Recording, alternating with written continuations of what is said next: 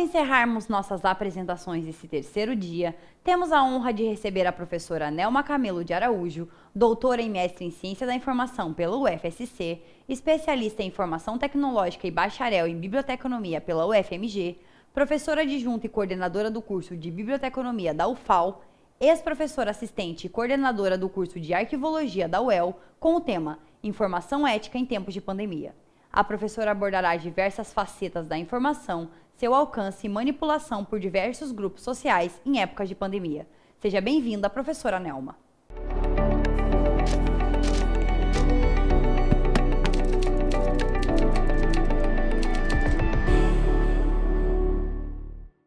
Boa noite a todos.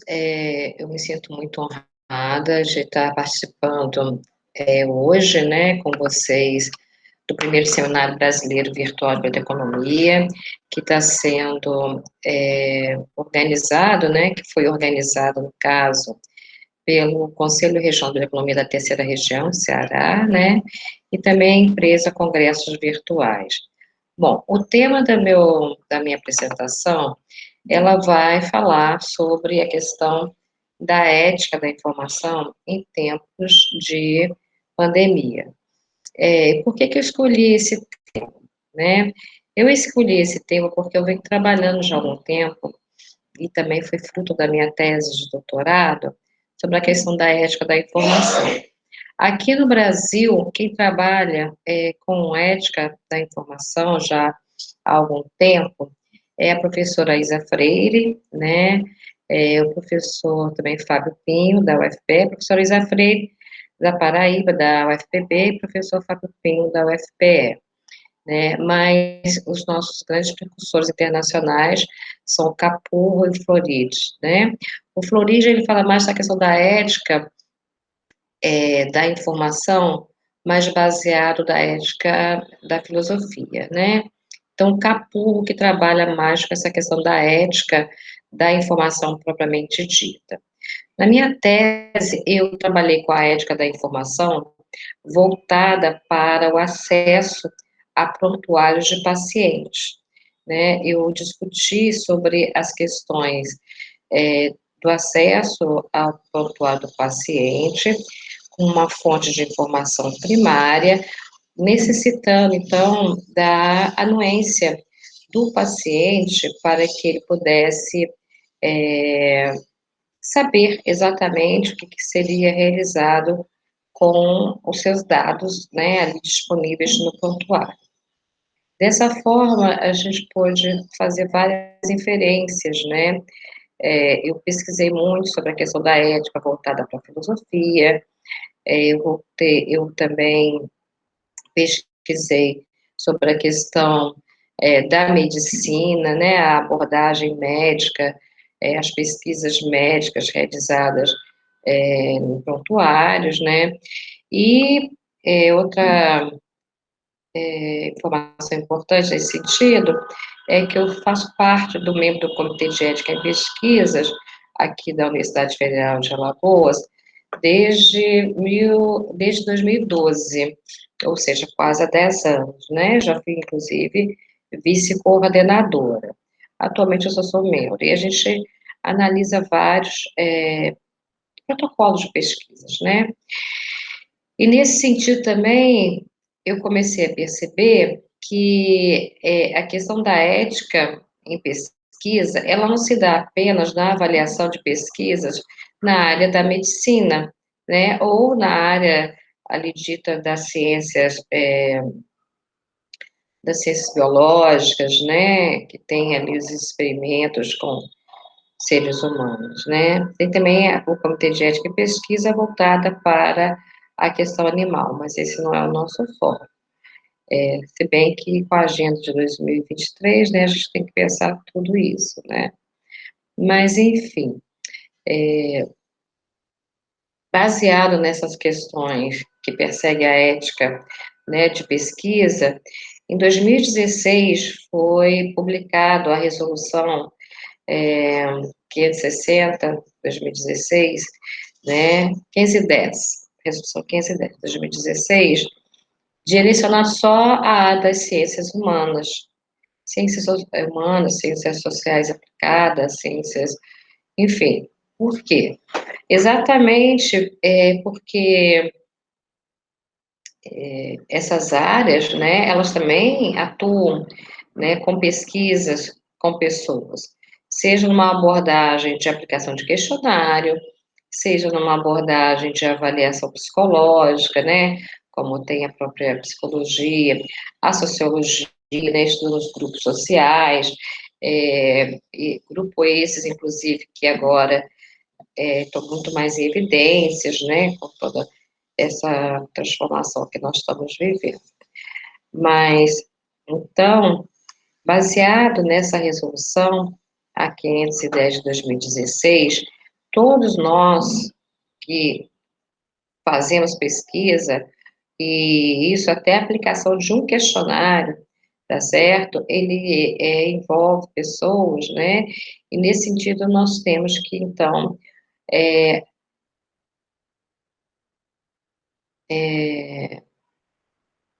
protocolar nossas pesquisas na plataforma Brasil, né? Plataforma essa que faz o estudo ético, então, do seu projeto. Com isso, nós também, dada certa informação, né? Nós que lidamos com informação, nós que lidamos com esses aspectos, né? Sobre o uso, né? Reuso, né? E demais objetivos, né? Da informação, a gente também tem que estar depositando e apresentando nossos trabalhos, né, para o Comitê de Ética de Pesquisa da sua respectiva instituição, ok? Bom, essa é só uma introdução, né, do que a gente vai estar trabalhando agora um pouco sobre essa questão da ética da informação. Bom, a gente tem também que fazer uma separação do que é ética da informação. A gente não vai trabalhar a questão da ética da informação sobre o aspecto da deontologia, porque o aspecto deontológico, ele trabalha a ética profissional, ou seja, nós, bibliotecários, museólogos, arquivistas, quando a gente tem um código de ética, né, da profissão, ele está ali exatamente nos orientando nas atividades, né, relativas à nossa formação e ao nosso trabalho. Não é sobre isso que eu vou estar falando, porque a ética da informação, ela é uma coisa muito mais ampla, né, no sentido das abordagens, né, da inserção do nosso objeto da informação. Tem uma pesquisa bem interessante, de um, acho que é do Taylor, né, não o Taylor que a gente já tem habilidade com ele, mas é o Taylor que trabalha com a ética da informação, ele, ele fala o seguinte, ele fez uma pesquisa desse ponto de vista da ética da informação, para verificar até que ponto o bibliotecário realmente entendia essa nuance, né, sobre a ética deontológica e a ética da informação propriamente dita. Então, ele foi em várias bibliotecas dos Estados Unidos e solicitou documentos, livros, né, sobre como elaborar uma bomba caseira, né. E, como resultado, acho que foram 11 bibliotecas que ele visitou, né, essas 11 bibliotecas, todos os bibliotecários forneceram a ele os respectivos documentos, fossem livros, artigos periódicos, algum outro documento que a biblioteca tivesse, inclusive até patente, né? E aí ele questiona, esse bibliotecário, eles tiveram ética, né, para poder repassar essa informação?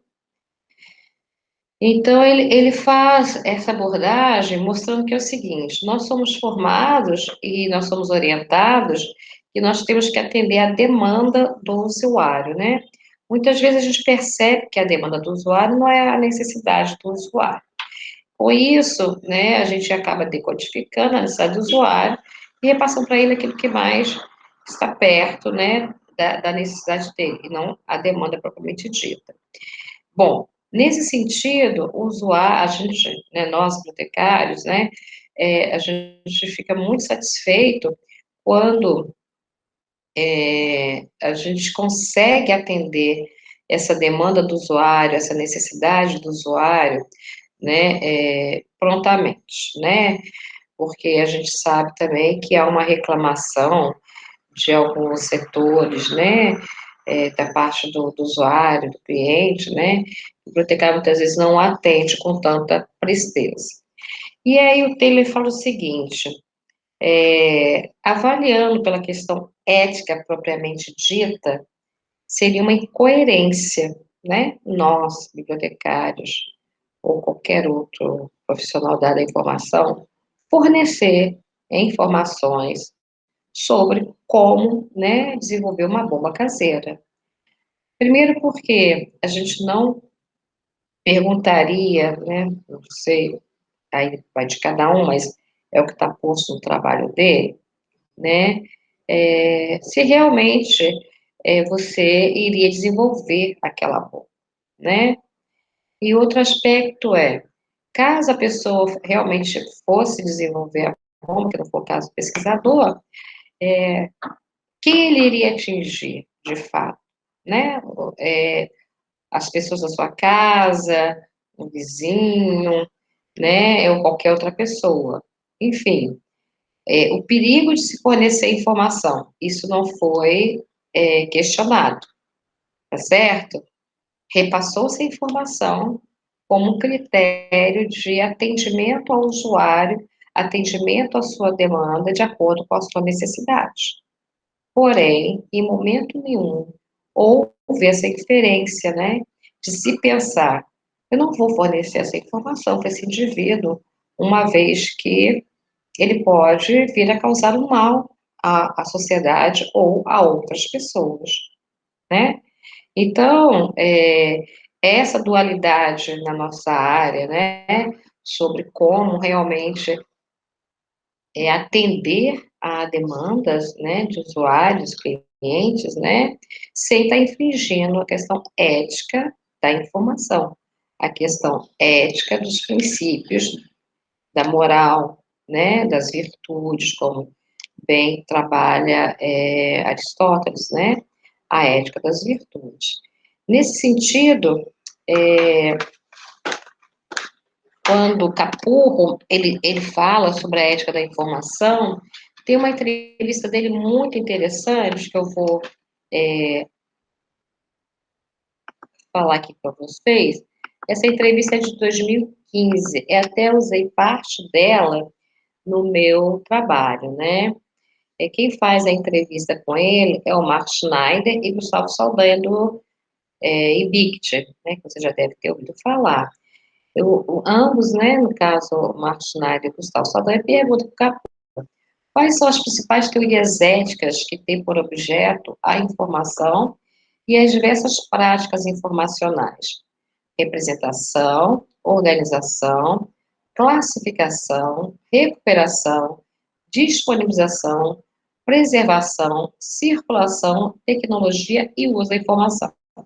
Então, os professores, né, eles indagam ali Capurro sobre os aspectos éticos, né, voltado para a questão da informação dentro desse contexto no qual nós somos formados, né, que é a representação, né, a representação, pode falar representação, a gente está falando da catalogação, né, da organização, a gente está falando exatamente ali da questão, na casa da arqueologia dos fundos, né, a classificação, CDD, CDU e outros, né, a recuperação, né, a preservação e também a questão das tecnologias.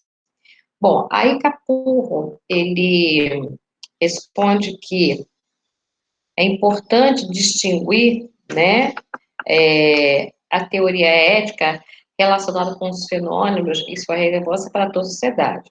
A teoria ética, que se ocupa especialmente da responsabilidade de determinados grupos e profissionais, no caso, a ética profissional, né, que é isso que eu falei, né, a questão da deontologia, e também a questão ética, que tem uma relação direta, né, com a questão das tecnologias digitais. Hoje, a gente trabalha muito nesse sentido, né.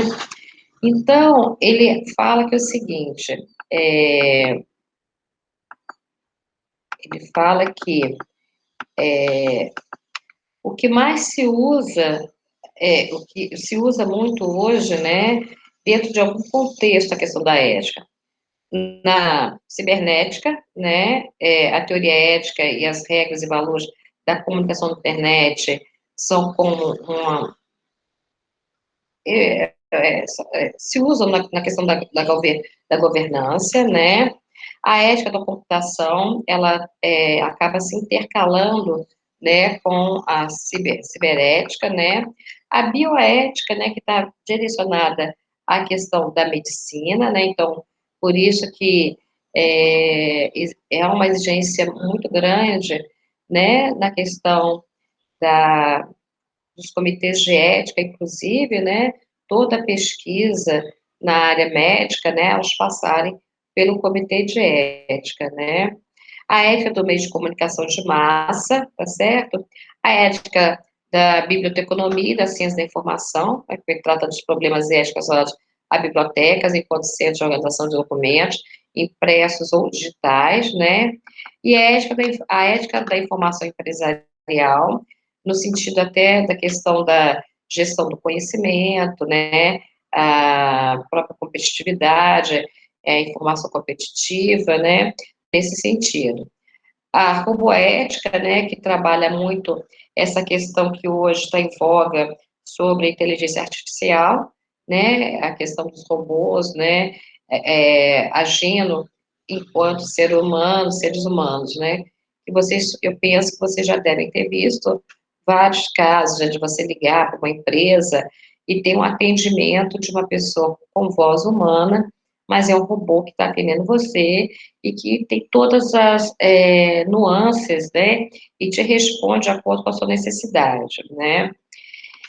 E ele aponta também a ética da ciberguerra. Por quê? Porque hoje, né, existe uma guerra, não só uma guerra armada, né, mas uma guerra crucial de informação, onde você trabalha essa questão da ética dentro desse contexto onde a política, né, é que vai, então, direcionar todo esse aparato informacional de acordo com a sua realidade e o que que ela quer ganhar, né? Então, no cenário que nós estamos vivenciando, a pandemia, esse contexto é bem relevante, tá certo?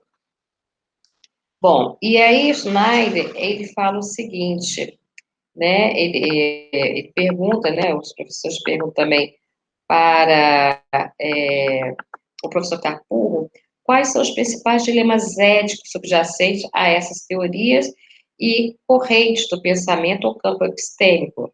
E quais são os principais argumentos e abordagem dessas teorias, né? Ele só diz assim, quer dizer, ele diz várias coisas, mas aqui a gente não vai esmiuçar. Eu só quero mostrar para vocês que essa discussão sobre a ética da informação, ela já vem sendo trabalhada de uma forma sistemática, né, e que nos remete para o nosso contexto atual, tá certo? Então, o que ele fala no Ocidente moderno, no caso, né, na questão ocidental, né, essas questões sobre a ética, elas vão inferir exatamente nas ações dos governos, tá certo? E ele fala também que o neocantismo, ele concebe a ética, né, como uma ação de comunicação, né, que tem o Habermas que fala sobre isso, né? E aí ele fala que é um dilema muito grande, porque começa a surgir também organismos que regulamentam essa comunicação. Então, não é uma questão muito tranquila, tá certo? E aí ele chega ao final falando sobre a ética das virtudes, que é como eu falei anteriormente, e ele fala sobre Platão, Aristóteles, Confúcio, budismo, Mike Tyson, né, e outros, né. Então, ele também trabalha com a questão da ética na semiótica de per si, que está muito envolvido com a nossa área. Tem até um trabalho do professor Carlos, da Unesp, né, que ele vai falar sobre a semiótica de per si, dentro da ciência da informação, exatamente no contexto das relações, né, entre a semiótica e a representação da informação, né. E aí, voltando para o nosso foco, né, que é a questão da ética da informação na pandemia, eu também pesquisei, né, agora mais recente, porque essa entrevista é do Capur. O Capur é da nossa área, da ciência da informação, e como eu disse antes, ele vem trabalhando a ética da informação já há alguns anos, né, e com isso ele acaba despertando nós, né, da ciência da informação, repensar, né, qual que é a nossa realidade, né, dentro das nossas atividades numa unidade de informação.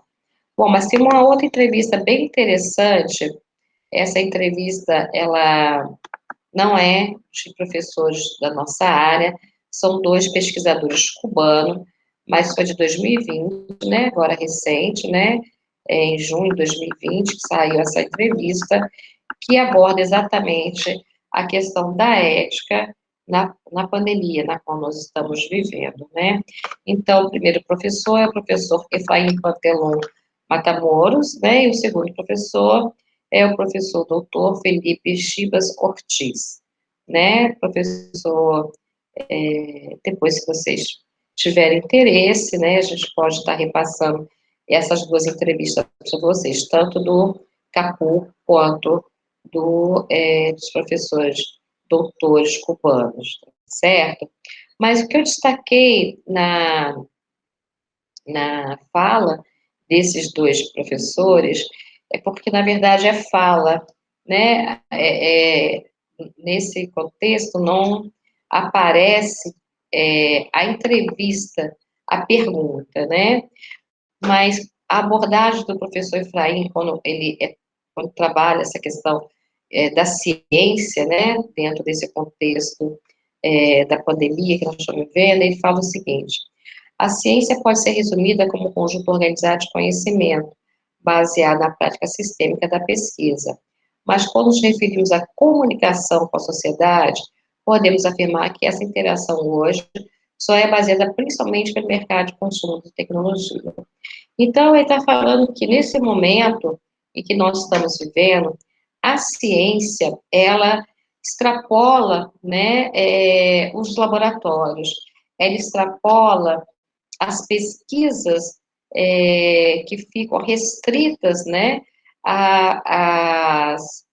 aos centros mesmos de pesquisas, universidades, por exemplo, como a Oswaldo Cruz, aqui nós temos, né, o Instituto Butantan, que para quem nunca tinha ouvido falar, né, desses dois institutos, eu tenho certeza que nós, da Ciência da Informação, sempre estivemos próximos aqui desses centros de pesquisas, mas tem outras pessoas que não sabiam nem o que era aquele prédio maravilhoso ali na Avenida Brasil, quem está no Rio de Janeiro, né, faz um castelo, né, aquela coisa maravilhosa, podia pensar que realmente era um castelo, uma outra instituição, mas ele é um dos maiores centros de pesquisa do Brasil, que sabe do mundo, né.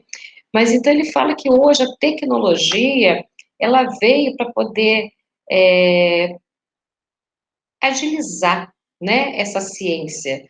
E aí a gente pega isso na pandemia. Então ele fala assim, a grande expectativa após a crise da Covid será a de um mundo voltado à comunicação da ciência e tecnologia, partindo pela educação, sem exclusão da sua dimensão do mercado de consumo, mas com a reflexão crítica de sua aplicação e seu controle pela própria sociedade.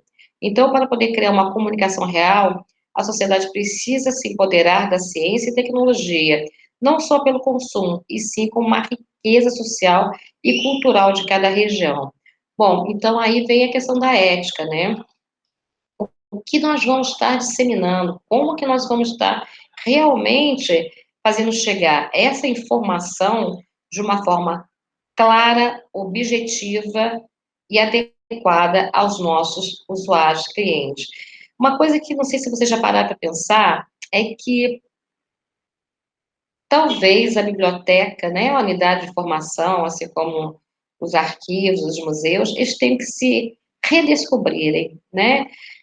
Já havia todo um movimento, né, com relação aos museus especificamente, de criar os museus virtuais, até para que as pessoas não tivessem esse contato direto com as peças, para poder não danificá-las, né?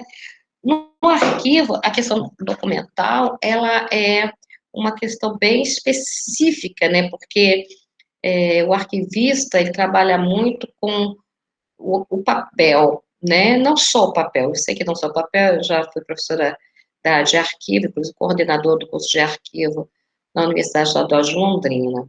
Mas a gente trabalha muito com a questão dos dossiês, né? E como que a gente vai, então, continuar lidando com esse processo, né? É uma questão que a gente precisa estar monitorando. E no caso das unidades de formação, é uma coisa até um pouco mais complexa, porque vocês pensem bem, se o coronavírus, né, ele está, né, assim, no ambiente, né, inclusive agora, né, hoje, no caso, eu estou gravando para vocês essa apresentação, vocês vão ver em março, né, e talvez esteja bem pior, né,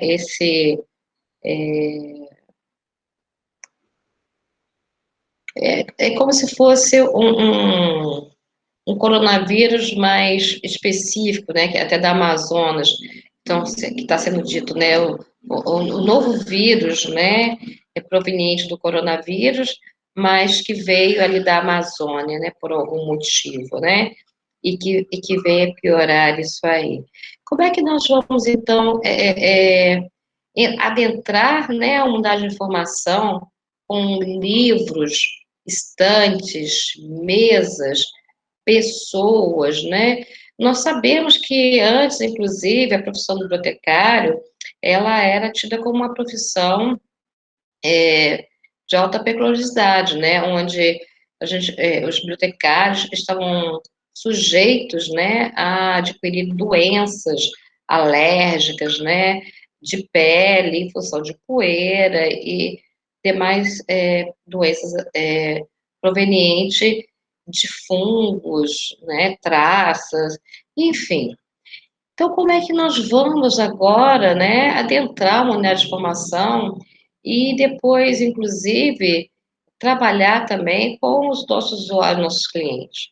Então, essa questão ela tem que estar bem clara e a gente tem que discutir bem e não ter medo, sabe, de falar isso para os nossos usuários, de falar o porquê que a unidade de informação está fechada e falar também que está repensando como atender essas pessoas, né, de uma forma que não comprometa a saúde dela.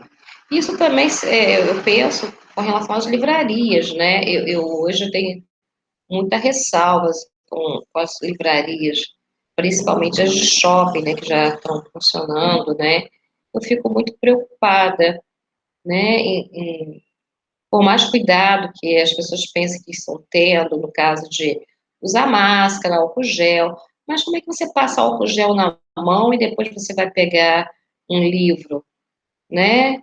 E se você não vai levar aquele livro para casa, ali no caso da livraria que eu estou falando, ficou de alguma forma registrado ali suas impressões, né, ou alguma outra coisa. E no caso de mudar de formação, se você leva aquele livro para casa e retorna para a biblioteca, né, você fez a higienização dele adequada, enfim. São essas coisas que, inclusive, o professor Ibrahim, ele vem falar sobre isso, né, a questão do uso da tecnologia, né, de uma maneira mais eficiente, né, com ética mesmo, né, você trabalhar o meio, né, como um meio que possa agregar valores, né, no seu trabalho, né? E ele fala uma coisa interessante, isso eu acho que nos atinge diretamente, né? Que o conceito de multiplicidade, né, pode-se entender como um trabalho de equipes com diversas disciplinas, mas não existe qualquer intenção de estabelecer relações integradoras entre as diferentes áreas temáticas. Então, por exemplo, o que está querendo falar que para a gente trabalhar com a questão da informação, principalmente nesse período de Covid, vejam bem, a gente tem a área da medicina, a gente tem a área da farmácia, a gente tem a área da bioética, a gente tem a área da tecnologia, enfim, tem a área da comunicação, nós, profissionais da informação, bibliotecários, né? Como que a gente pode trabalhar em conjunto? Porque cada um está trabalhando no seu meio, né? Cada um está trabalhando dentro do seu foco, e cada um vai tirando ali o seu pedaço, né? Mas não está interagindo dentro do processo. Vários artigos foram publicados agora nesse tempo de pandemia, e desses artigos, assim, eu, por exemplo, né, com a professora Francisca Rosane Leite Mota, nós escrevemos ali sobre a questão das fake news, né? Eu escrevi com a professora Juliana Faxin, da UFSC, e a professora Juliana, do Ceará, a professora Juliana, ela é doutoranda, sobre o site de checagem, né? A gente publicou numa revista internacional na Colômbia, a gente falou sobre essa questão dos sites de checagem, para exatamente não ser publicadas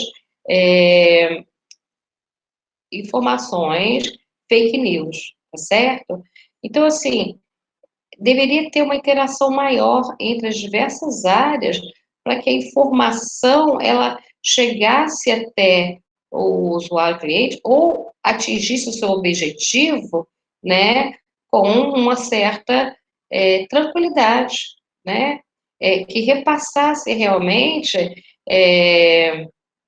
a certeza de que aquela informação ela está correta, tá certo? Então, por exemplo, agora, com relação às vacinas, as pessoas ficaram um pouco assustadas no começo, né? Muitas falaram que não queriam tomar a vacina, que não iriam tomar a vacina, exatamente porque foi repassada informações inadequadas, não só sobre a vacina da Covid, mas sobre todas as vacinas, né? A população que não tem o hábito de vacinar seus filhos, a H1N1 que as pessoas idosas têm que tomar, que muitas pessoas não tomam, já deixaram de lado e não tomam mais.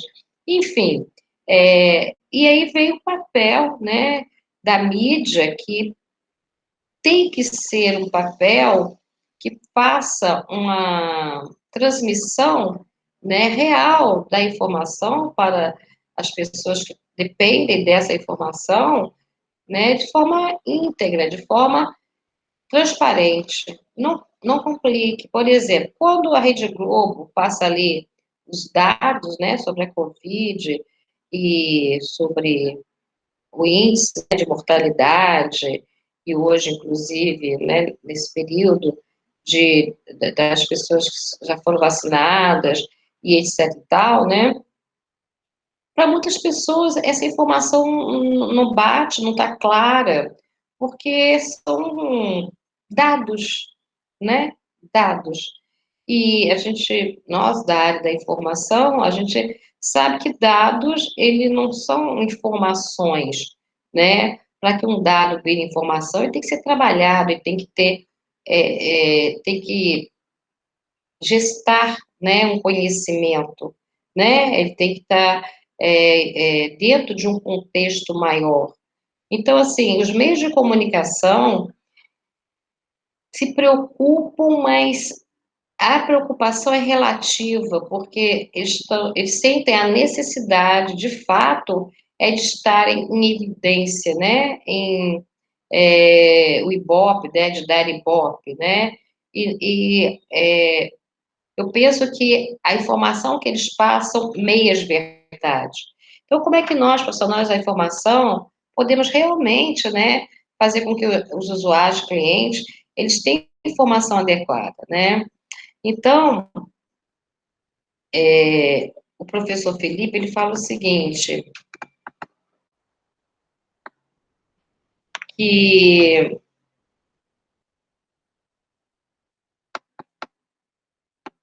a Organização das Nações Unidas, ela fixou 17 objetivos para garantir o desenvolvimento da humanidade até 2030. Eu não sei se vocês estão sabendo que são as ODSs, né? Um desses objetivos, número 11, refere-se a tornar cidades e comunidades sustentáveis. Ele fala isso por quê? Porque aí ele está falando, olha, fazer o aplicativo está inspirado nele e no pensamento das cidades em rede do comunicólogo espanhol Manuel Castro.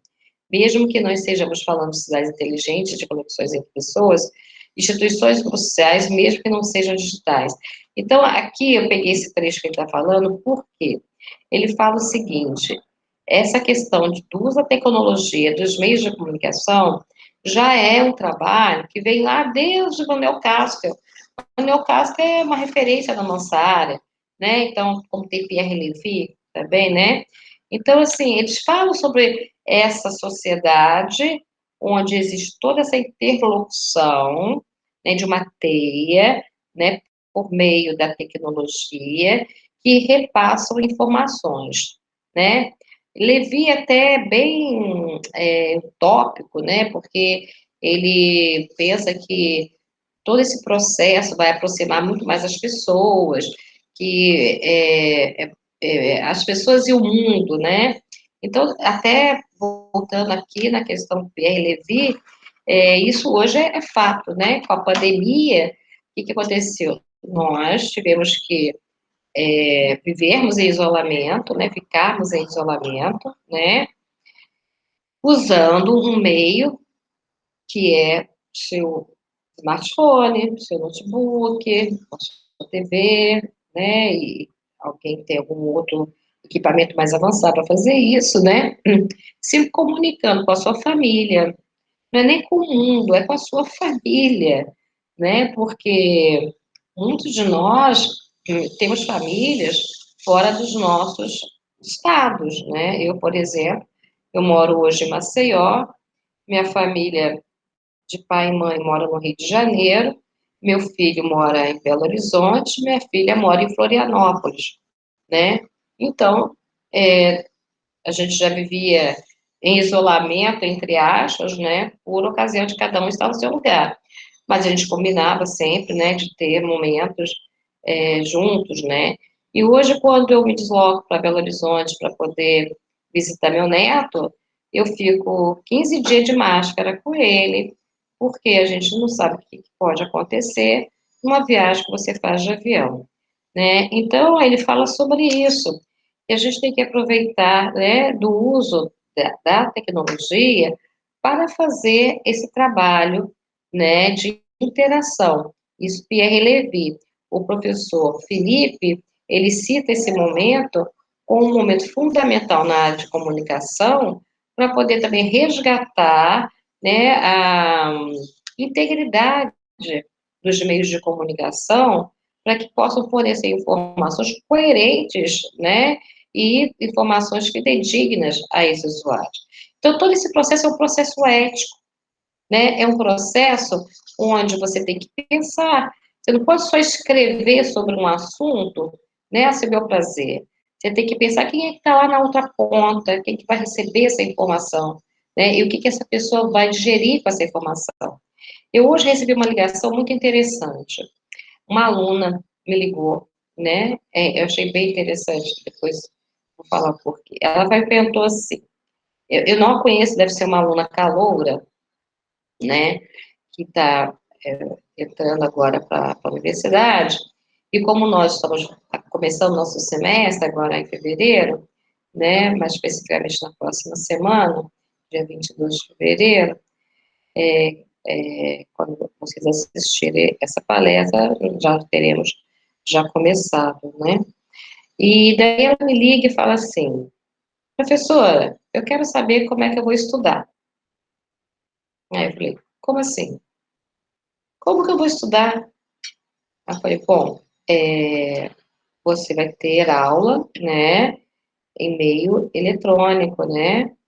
Você tem celular, você está ligando para mim, seu celular deve ter Wi-Fi. Tem Wi-Fi. Falei, você tem e-mail? Tenho e-mail. Então, você vai ser receber no seu e-mail, né, uma comunicação do seu professor, e ele vai te falar como é que está organizada a disciplina dele. Aí ela virou e falou assim, mas como é que eu vou assistir a aula dele? Eu falei, provavelmente ele vai te passar as orientações, onde vai ter talvez um link, logo depois, quando você clicar nesse link, você vai abrir, então, né, a sala de aula. Aí ela fez a pergunta assim, professora, quais as disciplinas que eu estou matriculada? Aí eu falei, olha, você vai abrir a página, né, do seu curso, no curso de economia, e você vai abrir o seu web, com a sua número de matrícula, e vai ver quais são as disciplinas que você está matriculada, tá certo? Aí ela falou assim, e se eu não souber fazer isso? Eu falei, bom, se você não souber, não tem problema. Você me passa o seu nome completo, que eu vou olhar, e vou repassar para o seu e-mail, ou eu te ligo. É, professora, muito obrigada. Aí desligou. Aí eu fiquei pensando, meu Deus, que dificuldade, né, que a gente se encontra nesse momento, né? Assim, ainda bem que essa aluna, ela teve, assim, eu não diria humildade, eu diria mesmo a iniciativa, né, de recorrer, eu sou coordenadora do curso, né, a minha pessoa, para poder indagar. E sem menor constrangimento, ela falou que como vocês podem ter percebido pelo diálogo, que ela não sabe nada, vezes nada, de tecnologia. Eu acho que ela só sabe ligar o celular e eu tenho minhas dúvidas se ela vai conseguir assistir aula pelo celular. Aí vocês devem estar pensando, mas isso todo mundo já sabe, né? Não, a gente realmente não tinha muito essa informação, não.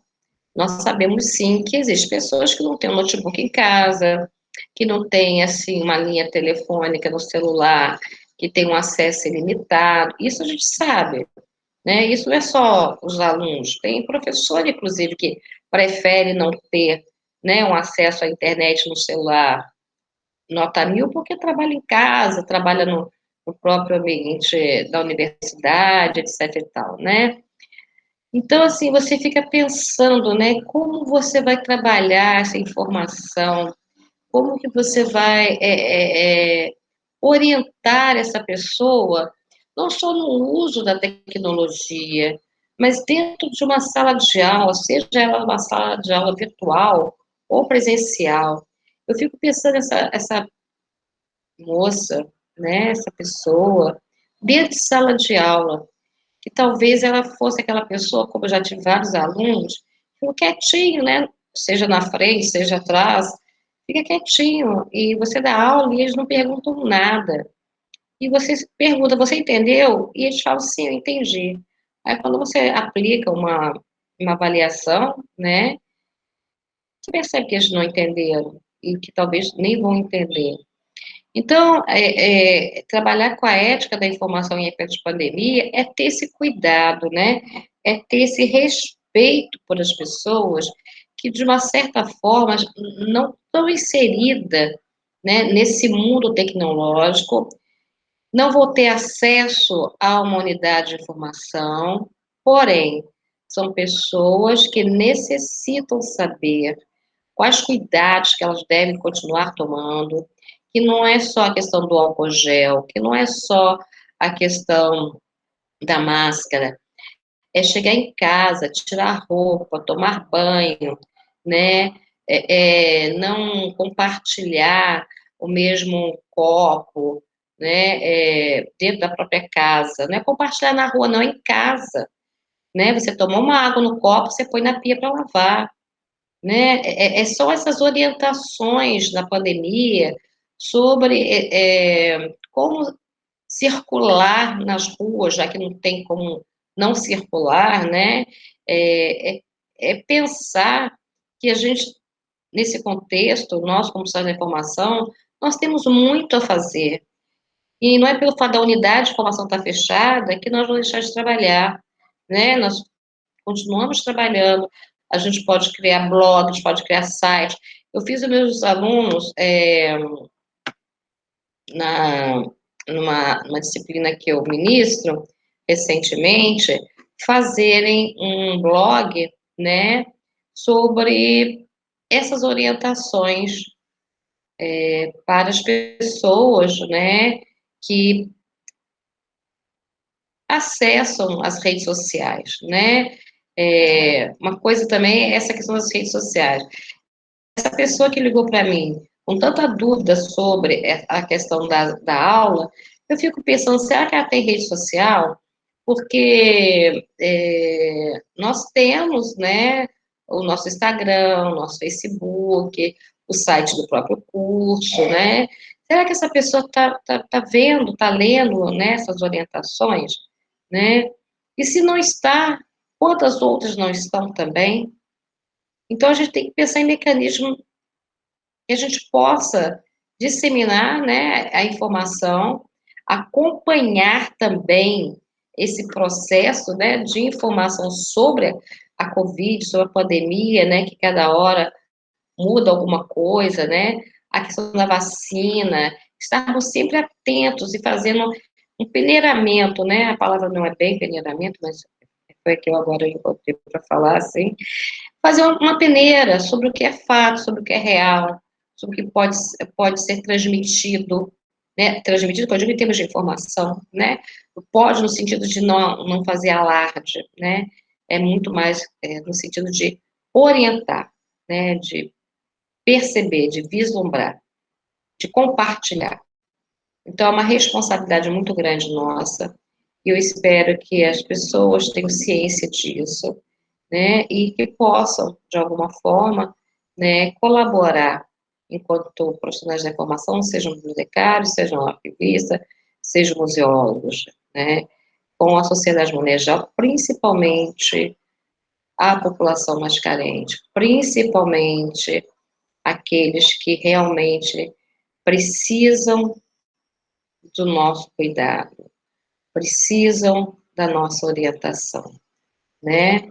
Que não têm uma estrutura, que estão passando dificuldade, que muitas vezes são levados pela política, e aqui eu não quero entrar na seara, mas são levados pela uma política permissiva, né, de valores antiéticos, onde a degradação humana lhe causa um prazer.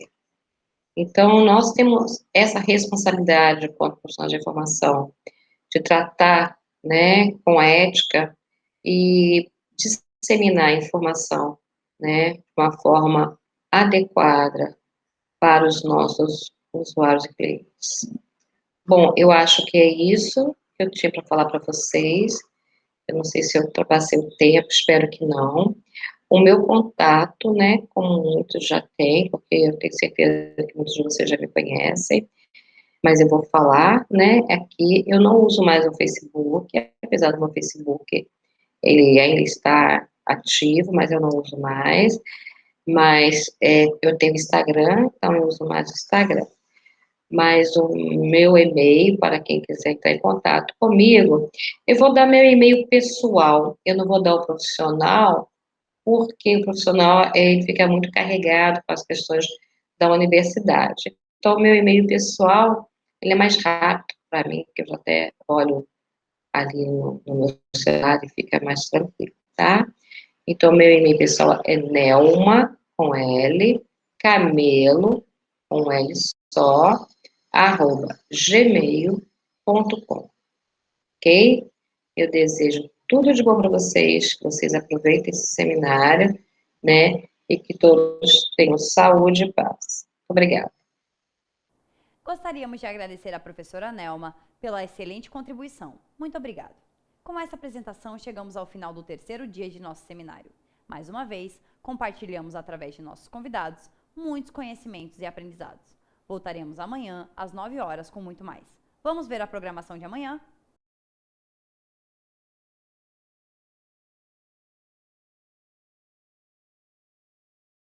Espero vocês. Até lá!